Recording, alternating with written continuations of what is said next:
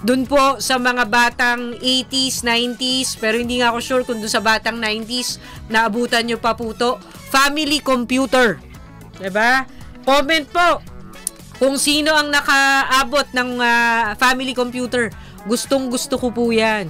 And para po dun sa mga nasa SOCMED, diba, kung naglalaro kayo ng Mario Brothers, pag medyo tatalo ng malayo si Mario or si Luigi, yung remote control mo, medyo mailalagay mo sa kaliwa or kanan, depende sa buwelo mo, sa pagtalon.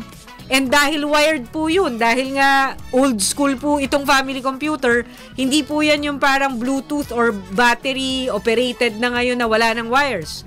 Pag hinila mo po yan pa left or pa right, yung pinaka main na motherboard ng family computer, sasama po yun. At pag biglang bagsak nun, maghahang yung bala, no?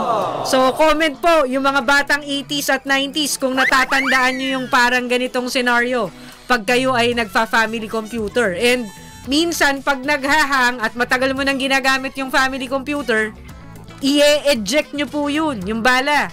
Tapos, yung bala, hihipanan nyo. For some reason, wala pong YouTube tutorial dati, pero lahat ng bata ganun ang ginagawa. At ngayon na pag nagiinuman kami at pinag-uusapan namin kung paano namin rine-resolve yung paghang ng family computer, nagtataka kami. Papaanong nagkapare-pareho kami na ganun ang ginagawa? So probably that's what you call in sync? Ang mga batang 80s and 90s? I don't know, no?